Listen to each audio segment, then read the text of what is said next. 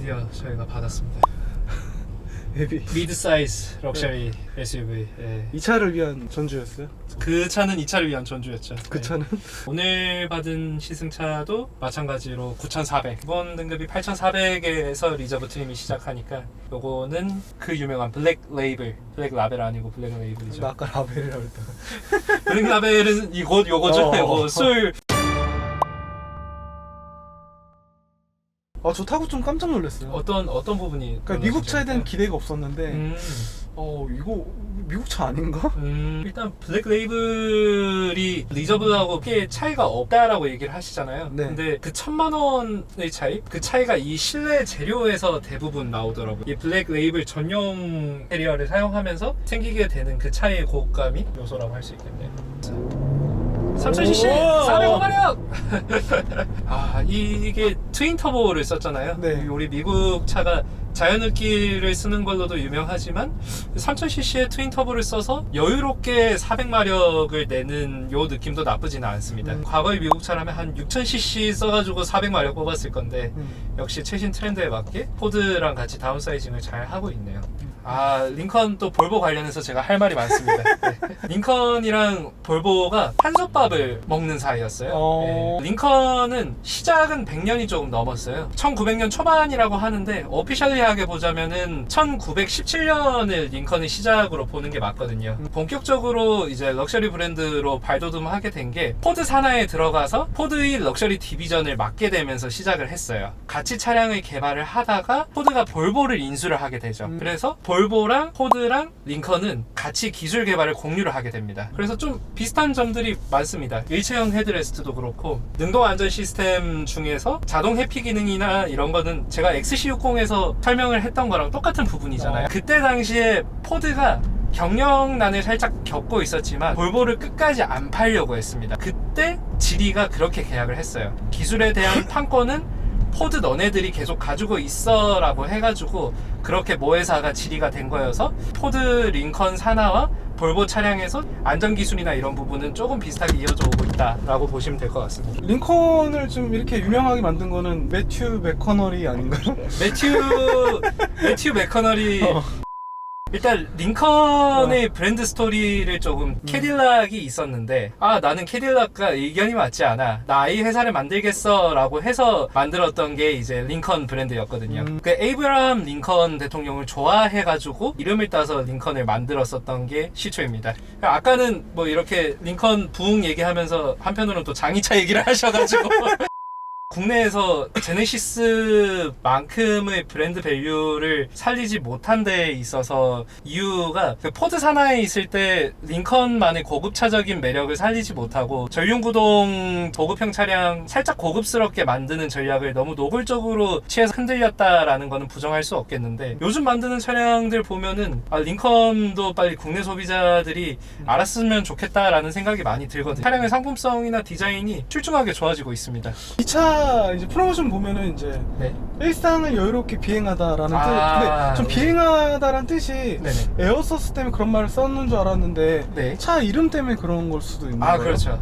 조종사라는 뜻을 내포를 하고 있다 보니까 서스펜션도 약간 에어라이드를 지향을 하잖아요. 한국 국내 소비자들은 이제 프리뷰 서스펜션이란 말에 더 익숙하시겠지만 이 링컨도 마찬가지로 전면부를 카메라가 지켜보고 있고 노면 사항에 따라서 뭐 초당 100번까지 에어 서스펜션의 감쇄력을 지금 조절을 해주고 있습니다. 미국 차가 내색을 안 해서 그렇지 기술 개발에 있어서는 전혀 인색한 회사들이 아닌 거거든요. 그 표현이 조금 투박하다라고 말할 수 있지 기술이 딸리거나 시대에 뒤처졌다 이런 거는 전혀 아닙니다.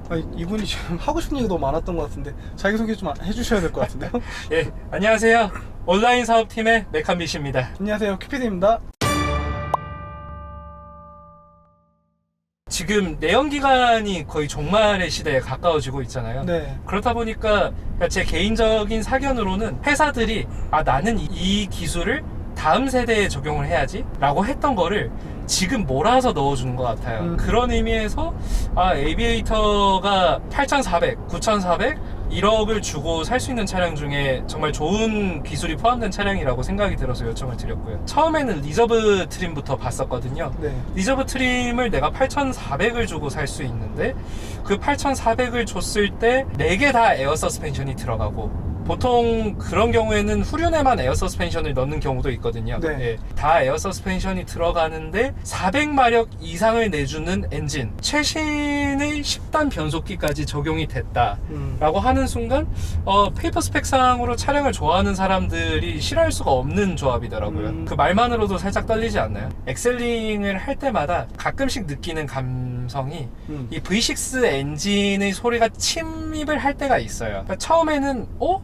에비에이터 컴포트한 차량인데 왜 엔진 소리를 묵지 않고 침입을 하게 해놓지? 라고 했더니 제가 얼마 전에 탔던 머스탱 5.0, 머스탱 GT가 생각이 나더라고요. 예, 미국인들이 요 정도 돈을 지불을 했을 때 그 머슬 사운드를 듣고 싶어 하니까 약간 엔진 사운드를 일부러 그렇게 튜닝을 해놨다라는 생각이 드네요. 이 딱 머스탱에서 느꼈던 10단 변속기하고 크게 다르지 않습니다. 이게 칭찬입니다. 좋은 점에서 크게 다르지 않습니다. 적극적으로 2단, 3단을 끌어올려주고 가속 전개하는 과정에서 우리 10단이나 있어, 다 써보자 라고 하는 성향이 느껴져서 너무 좋고요. 지금 저희가 드라이브 모드를 바꿔서 좀 스포츠 모드로 바꾸게 되면 떨림 모드입니다. 예.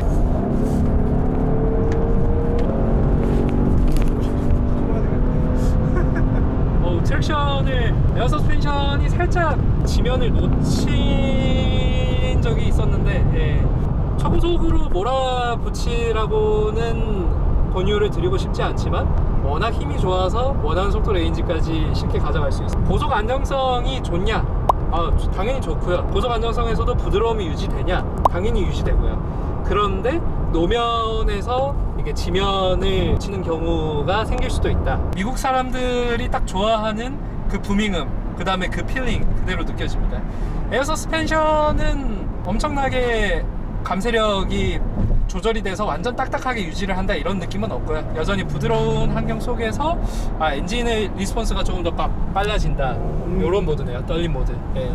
특히 엔진이 많이 떨리는 것 같습니다. 엔진이? 진동이 들어오기보다는 이제 RPM을 3000 RPM 이상 썼을 때 그 기분 좋은 소리가 가장 잘 들어오는. V6 안 같은데요? 저는 8기통 같다. 요 차가 10단 변속기잖아요. 가속을 전개를 할 때도 그렇고 킥다운을 할 때도 그렇고 단수를 한 단씩만은 움직이지 않아요. 필요하다라고 생각되는 단수에 이 친구가 꼽아서 넣어주는데, 그때 10단 특성상 약간의 변속 이질감은 있기는 합니다. 약간 2단 넣어야지 라고 하는데 그렇게까지 올리거나 내릴 필요는 없을 것 같은데 하면서 넣어준 느낌이 있는데, 그만큼 이제 변속기 단수에서의 레버리지가 넓으니까 폭을 넓게 가져가는 것 같은데, 지금 특히 저희가 정체 구간이잖아요. 가장 흔하게 볼 수 있는 30km에서 50km의 정체 환경인데 방금도 한 5단, 3단 이렇게 왔다 갔다 하면서 살짝의 떨림이 느껴졌거든요. 컴포트 차량이지만 10단 변속기에서 오는 저단에서의 느낌, 부밍에서의 약간 8기통 사운드, 이런 느낌은 알고 구매를 하시면 좋겠다라는 생각이. 일단 실내 같은 경우에 블랙 레이블 트림을 사시게 된다 하면은 총 3가지 테마를 고르실 수가 있어요. 이게 일단 제일 기본 테마이고, 특히 블랙 레이블 전용 가죽 시트잖아요. 시트가 저는 깜짝 놀란 게 30웨이로 조절이 됩니다. 이 다리를, 한쪽 다리는 좀 세워두고, 이 풀레스트가 아니라 세워두고 한쪽 다리는 엑셀에 쓰시는 이런 분들도 있는데, 그런 분들을 위해서 양쪽 다리의 레그레스트 위치를 다르게 조절을 할 수 있어요. 역시 미국인들은 좀 편하게 앉는 걸 좋아하다 보니까 이 30웨이라는 정말 말도 안 되는 수준의 조절이 가능하게 된 것 같고요. 마사지 같은 경우에는 운전자석 마사지, 조수석 마사지고 세밀하게 벌써 움직여요? 세밀하게 조절을. 시트 설정까지. 이거를 조금 인터페이스는 완전히 편하다라고 말씀은 못 드리겠지만 카플레이 환경에서 쓰신다라고 하면 불편함은 없겠는데, 생각을 해봤을 때 이 차를 누가 타지라고 하면은 4050 소비자잖아요. 그런 분들이 카플레이를 많이 또 쓰시지 않는 거를 생각을 했을 때 그러면은 기존의 시스템이 어느 정도 역할을 해줄까. 홈 버튼이 어디죠? 홈 버튼. 여기서 홈을 누르면은 약간 안드로이드 시스템과 비슷하게 저희가 태블릿을 이식하듯이 링컨 쪽에서 해당 시스템을 해놨고 이렇게 아틀란에 접속을 하면은 순정 맵처럼 아틀란 내비를 사용을 할 수가 있네요. 요게 약간 정체가 되면은 레벨의 사운드 시스템이 어떤지 너무 궁금했었거든요. 네. 지금 저희가 개인적으로 평가를 할 때 사운드 시스템은 어디 업체가 좋아? 라고 물으면은 늘 독일 자동차 제조사의 스피커들은 패배를 합니다. 반면에 볼보의 보어스 앤 윌킨스, 링컨의 레벨 울티마는 시장에서 엄청난 호평을 받잖아요. 레벨 울티마라는 게 조금 생소하신 분이 있다면 이제 하만에서 상위 브랜드가 레벨이라고 보시면은 되고, 이 차량에는 무려 28개의 스피커가 적용이 되어 있습니다. 스피커의 모양만 봐도 내가 소리를 내겠다, 각자 스피커에 어떠한 역할을 줘서 전체에 이런 음역대를 형성하겠다라는 게 보이거든요. 언젠가는 나도 저걸 갖게 될 거야. 지금 노을 지면서 이제 반자율주행 켜놓고 이 레벨의 퀀텀 사운드를 지금 저희가 틀어놨습니다. 예. 요새 이 형 층간소음 이거란다고. 아 그래요? 하지만 링컨은 조용합니다. 링컨 조용하네. 예. 28개의 스피커를 쓰게 하고 이렇게 높은 와트를 쓰게 되면은 가장 생기는 문제점이 이 스피커의 출력을 견디지 못하는 내장재의 잡음이 나올 때가 있거든요. 그쵸. 예, 근데 그렇게 스피커를 극단으로 끌어가는 상황에서 뭐 스피커 길들이기 같은 정도 수준의 볼륨을 하더라도 내장재가 떨리거나 스피커 커버가 못 견디는 현상은 전혀 없어요. 오디오를 만들 때 내가 이 차에 이 오디오를 넣겠다 이런 게 아니라 이 차에서 어떤 오디오를 넣어야 가장 좋을까를 잘 생각을 하고 만든 것 같습니다. 여기 소프트웨어 코더징이 당연히 적용이 됐겠죠? 예, 적용됐습니다.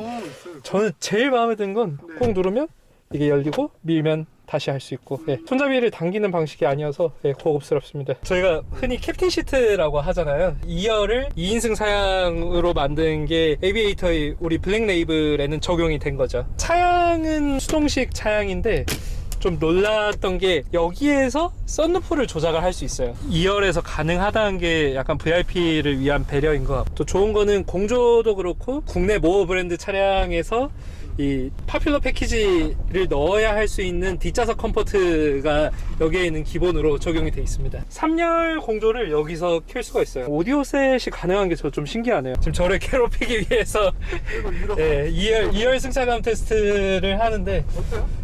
에어 서스펜션을 적용을 한 우리가 흔히 생각하는 미국 차 자체보다는 에비에이터가 조금 탄탄한 모습을 보여주긴 합니다. 근데 그 탄탄이 물론 한편에서 탄탄하다는 거지 유럽 차의 그 애매한 탄탄함이나 이런 감성은 전혀 아니고요. 네.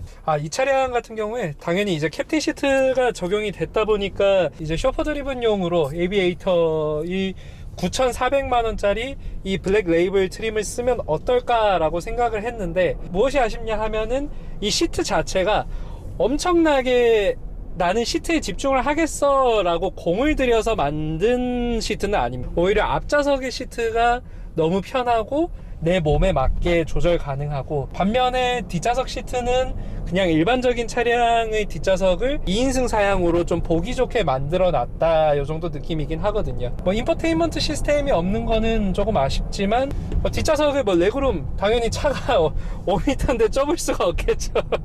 네, 승차감 만족할 만한 수준. 시트가 조금 더 볼스터나 이런 걸 살려가지고 편하게 만들었으면 어땠을까라는 생각이 드는데, 반면에 시트 자체가 좀 평탄하게 접히기 위해서 시트의 모양을 별로 내주지 않았다라는 생각도 들기는 합니다. 예.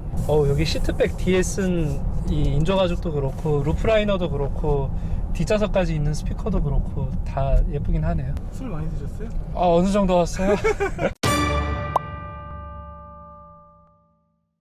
옆에 링컨은 여전히 비밀번호 키 없을 때는 도움이 될 것 같은데, 수동으로 키 있어야 되는 거 아니야? 이렇게 옆에 레터링 되어 있는 것도 정말 예쁘네요.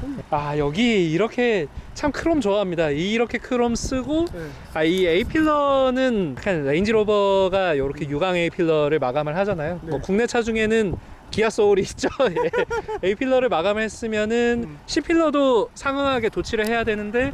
C필러도 블랙으로 마감을 했을까요? 예. 약간 흰색으로 하면은 좀 동떠 보일 수도 있겠는데 지금 이 색깔에서는 고급감을 잘 살려주는 요소인 것 같고 차 크기에 비해서 샤크 안테나는 좀 작네요. 이 항공기 루프라인 따라 했다고 이렇게 지금 라인이 A필러로 이렇게 올라가다가 뒤에 유리하게 떨어지는 게 네. 보잉의 이제 뭐 747 계열이나 전보기 생각도 나고요. 미국의 최고 부흥기에 최고 컸던 비행기들을 뭔가 연상케 하는 디자인이지 않나. 블랙 레이블 전용 휠인데 275에 40에 22인치 휠입니다. 구디어의 이글 투어링이죠. 여기 안에 보시면은 지금 에어 챔버에 지금 W25까지 적용된 게 보이네요. 와. 에어 챔버와 W20. 원래 이 CD6 플랫폼 같은 경우에는 전륜을 맥퍼슨 스트럿 형식으로 갈 수 있게 개발을 했던 플랫폼이거든요. 근데 방금 보시면은 W25는 넣었다. 결국에는 이 CD6 플랫폼을 사용한 포드 익스플로러와 에비에이터는 전혀 다르게 그래도 만들려고 노력을 했다라는 차가 이런 데서 나오는 거죠. 예. 얘들이 같은 플랫폼 쓰면서도 후륜 구동이고 또 많이 보완을 해서 익스플로러보다 훨씬 고급스러운 차를 만들었다. 약간 버스처럼 이렇게 차폭등도 있습니다. 예.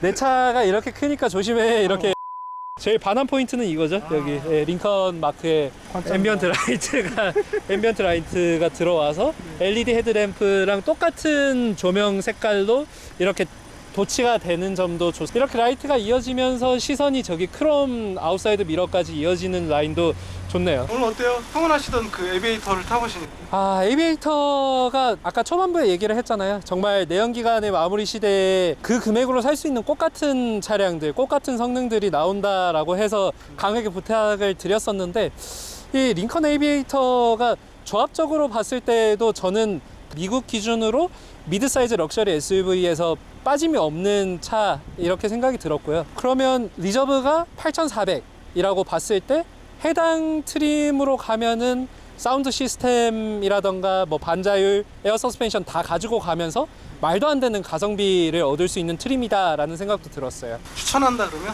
추천한다고 하면은 당연히 블랙 레이블로 가서 실내를 챙기면 개인적인 만족도는 높겠지만 시장에서의 차량 교체 주기나 이런 걸 봤을 때는 좀 합리적으로는 리저브도 처치지는 않는다. 왜냐하면 필요한 게 다 들어간 트림이기 때문에. 그리고 유지보수 이슈를 걱정을 하실 수도 있지만 5년 10만 1년 보증에 좀 특이하게는 이제 소모품은 3년 6개월까지 지원되는 차라고 요약을 할 수 있겠네요. 네, 구독, 좋아요 부탁드립니다.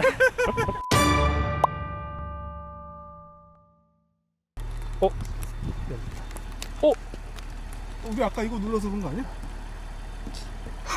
진짜 잠긴가? 진짜? 잠깐만. 트렁크. 와. 너 전화기도 안에 있는데? 아 진짜? 저거 꾹 누르면 열리겠죠? 잠깐만. 안 열려요. 안 열려요? 네. 아까 잠겼나 보다. 네. 뭐지? 와. 와우.